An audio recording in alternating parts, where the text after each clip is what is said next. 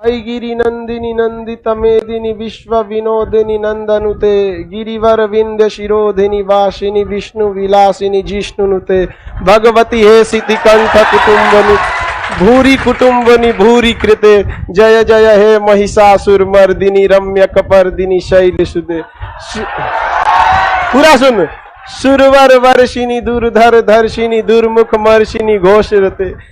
ये पूरा का पूरा बहुत लंबा होता है यहाँ पर। अभी बताओ, इसमें हम लोग को धार्मिक स्वतंत्रता का अधिकार के तहत हम धर्म का प्रचार नहीं कर सकते, लेकिन ये क्या कह रहा है? अंतःकरण की स्वतंत्रता। किसकी स्वतंत्रता दे रहा? अंतःकरण। इस अंतःकरण की स्वतंत्रता के तहत हम किसी भी धर्म के रीति रिवाज को फॉलो कर सकते हैं। अब हमको कोई रोक लगा सकता है? हम पूरा पढ़ देंगे, हमारा कोई नहीं रोक सकता।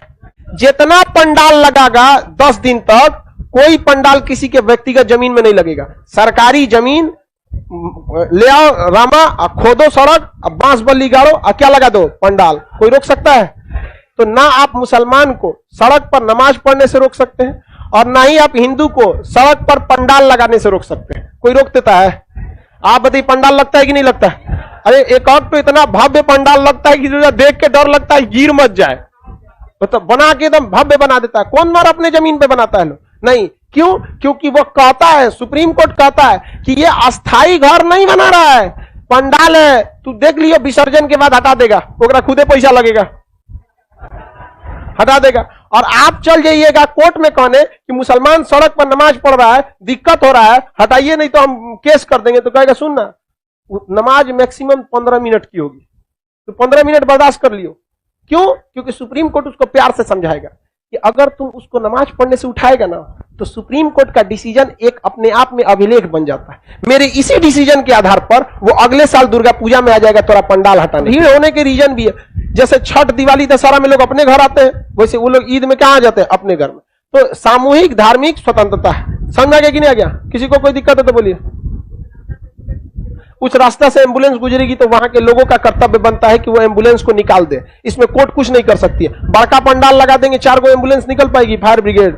आप खुद सोचिए, दोनों को सोचिए। सुप्रीम कोर्ट एक और रास्ता नहीं देगा। अगर वो कह देगा कि पंडाल के आगे जब दुर्गा आरती होता है ना, तो ट्रेन चल जाती है, पता नहीं चलता। याद रखिएगा, पंजाब में गुरदासपुर में एक जगह है, रावण दहन हो रहा था, और ट्रेन पे पटरी पे लोग बैठ के रावण का दावा देते हैं, हाँ मारो रावण को मारो। ट्रेन कचल के चली गई कि नहीं? लुधियाना में, पंजाब में, गुरदासपुर की लुधियाना में ऐसा जगह। समझ आ गया कि नहीं? मां, यार मां ना हिंदू की होती है ना, मुसलमान। मां जो है ना, मां एक अलग चीज है जो ऊपर वाले ने अपने से बड़ी चीज बनाई। क्योंकि जब जब जमीन पर, चाहे वो किसी भी धर्म का भगवान हो, रसूल हो, गुरु नानक साहब हो, चाहे कोई भी हो, चाहे जीसस क्राइस्ट हो, जिसको भी, चाहे राम हो, चाहे कृष्ण हो, जब जमीन पर आना था ना, तो याद रखना तब मां की जरूरत पड़ी। कुछ गद्दार, कुछ भड़ुए उसको भंग कर रहे हैं धर्म के नाम पर और धर्म की आड़ पर। कैसे? अभी एक बहुत बड़े उसकी ऐसा गुस्सा है ना, अगर अभी सामने होता ना, एक रैप्टे में कान और पता नहीं कहां कहां से खून निकल जाता।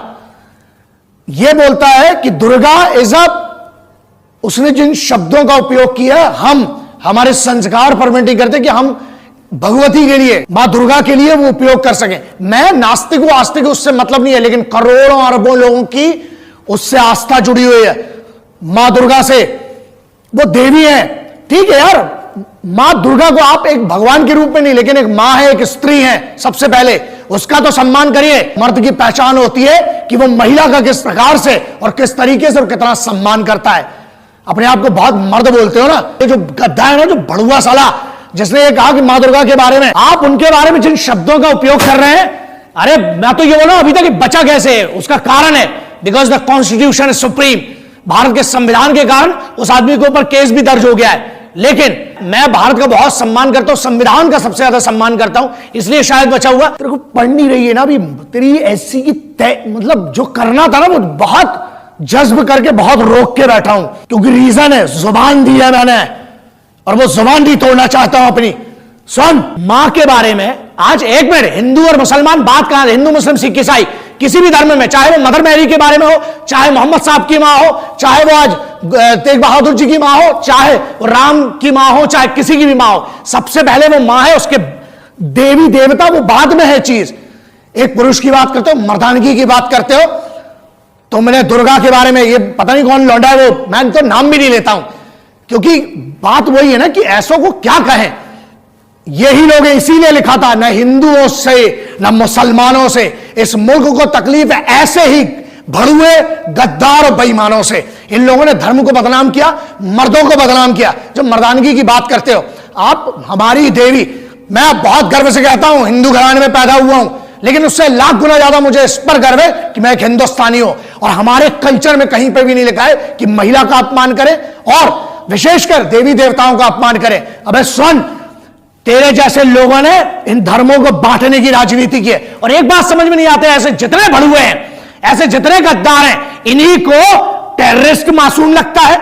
इन्हीं भड़ुओं को जो सिपाही करता है उनको सिपाहियों का काम गलत लगता है। इन्हीं भड़ुओं को देवी देवताओं के और हर धर्म के जो जिनको माना जाता है उनके बारे में गलत कमेंट करते हो। देखते हैं संविधान क्या करता है। मुझे पूरा भरोसा है और एफआईआर हो चुकी है। और इस लौंडे पे जिसने ट्विटर और फेसबुक और सोशल मीडिया पे लिखा था, मुझे अभी पता चला परसों ये बात। लेकिन सुन, मेरे सामने जिस दिन पड़ गया उस दिन पूरा तेरे को समझ में आ जाएगा। मां की छोड़, मां की औलाद दिखाऊंगा कि मां ने कैसे पैदा किए हैं, तुरंत समझ में आ जाएगा तेरे को।